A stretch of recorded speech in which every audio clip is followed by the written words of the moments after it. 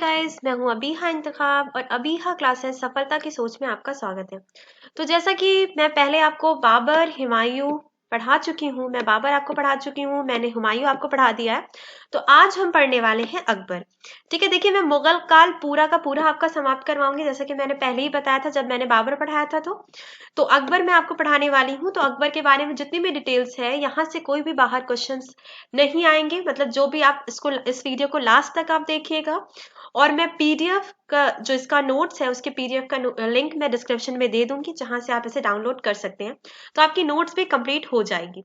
तो देखिए मैं अकबर पढ़ाऊंगी आपको आज, और जहांगीर, शाहजहां और आलमगीर ये भी मैं बनाऊंगी इस पे भी वीडियो, जिसमें मैं पूरी डिटेल्स दूंगी इनके बारे में। तो मैं मुगल साम्राज्य पूरा का पूरा समाप्त करवाऊंगी। तो अगर आप नए हैं तो चैनल को सब्सक्राइब कर लीजिएगा, वीडियो को लाइक कर लीजिएगा और दोस्तों को शेयर जरूर करिएगा। तो चलिए अपने लेक्चर की तरफ बढ़ते हैं हम। देखिए आप चित्र देख रहे होंगे, ये अकबर का चित्र है। ठीक है, देखिए इसकी शासन व्यवस्था कब से कब तक है? 1556 से लेके 1605 तक। ठीक है, 1556 में ये गद्दी पर बैठता है और 1605 में इसकी मृत्यु हो जाती है। तो यहां से यहां तक का हम पूरा सफर तय करेंगे। तो चलिए देखिए इसका नाम क्या रहता है। इसका नाम रहता है अबुल फतेह जलालुद्दीन मोहम्मद अकबर। इतना लंबा इसका नाम रहता है। ठीक है, अबुल फतेह जलालुद्दीन मोहम्मद अकबर। सेकंड हम क्या देखते हुए चलते हैं कि मरणोपरांत, ठीक, मरणोपरांत यानी मरने के बाद इसको क्या नाम दिया जाता है? तो इसको नाम दिया जाता है अर्श आशियानी। ठीक है, अर्श आशियानी, जिसका फारसी में अर्थ क्या होता है? वह दैवीय सिंहासन पर घोंसला बनाता है। वह जो दैवीय सिंहासन पर, दैवीय सिंहासन यानी कि ईश्वर द्वारा स्थापित किए गए सिंहासन पर अपना घोंसला बनाता है, मरने के बाद इसे ये नाम दिया गया है। ठीक है, इसके पिता का क्या नाम रहता है? इसके पिता का नाम हुमायूं रहता है। माता का क्या नाम रहता है? माता का नाम हमीदा बानो बेगम रहता है।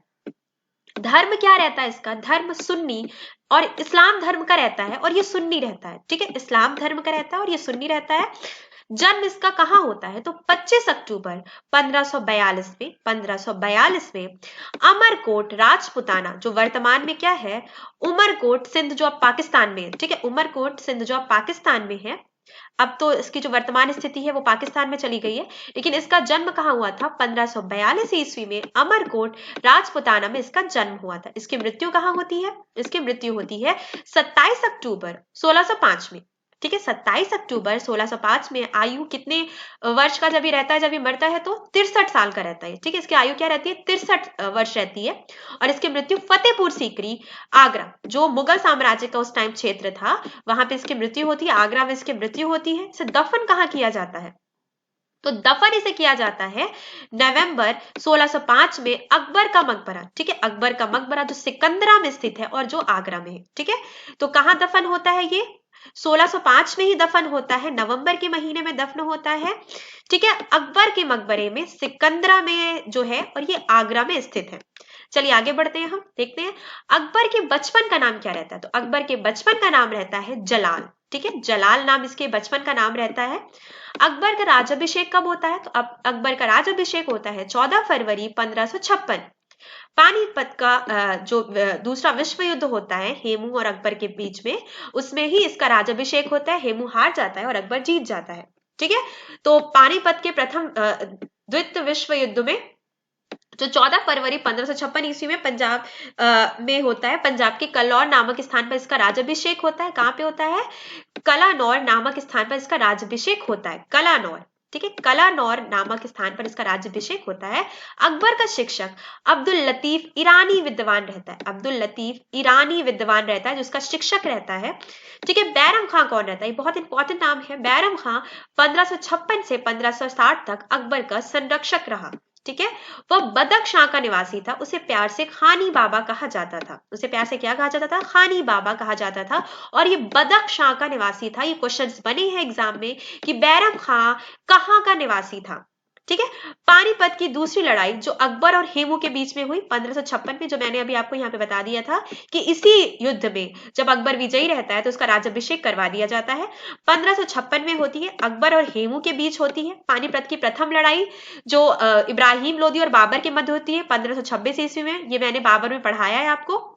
ठीक है, आगे हम बढ़ते हैं, देखते हैं 31 जनवरी 1561 को मक्का की तीर्थ यात्रा के दौरान पाटन नामक स्थान पर मुबारक खान नामक युवक ने बैरम खां की हत्या कर दी रहती है। ठीक है, बैरम खां की हत्या कौन करता है? बैरम खां की हत्या मुबारक खान, ठीक है, बैरम खां की हत्या कौन करता है? मुबारक खां कर देता है 1561 में। ठीक है, ये तीर्थ यात्रा पे जाता रहता है और रास्ते में इसकी हत्या कर दी जाती है।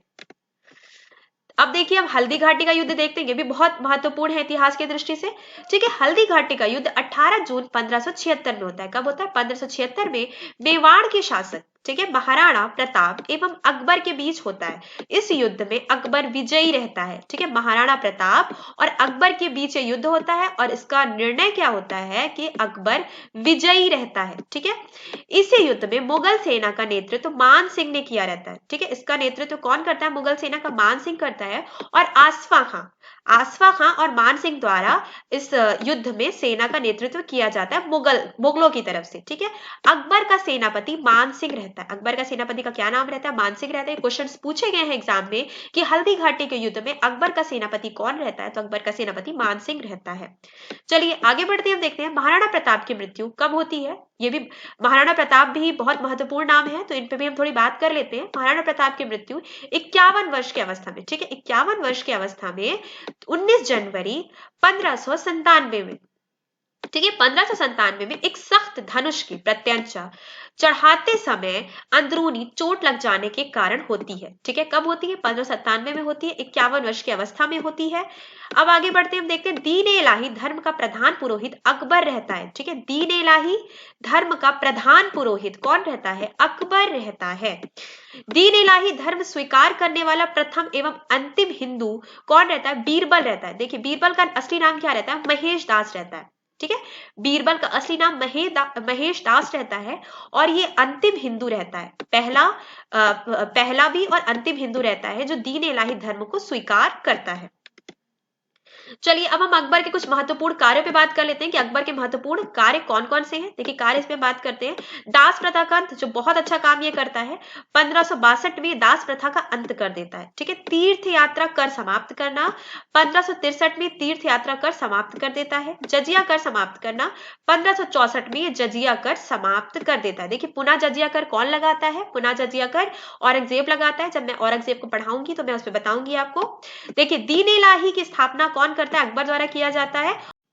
दीन इलाही धर्म की स्थापना अकबर द्वारा 1582 ईस्वी में की जाती है। तो देखिए, इसके सारे महत्वपूर्ण कार्य मैंने आपको बता दी। दास प्रथा का अंत बता दिया, तीर्थ यात्रा कर समाप्त कब इसने किया ये भी बता दिया मैंने, जजिया कर कब समाप्त किया ये भी बता दिया, और दीन इलाही धर्म की स्थापना इसने कब की ये भी मैंने बता दिया। अब चलिए आगे बढ़ते हैं।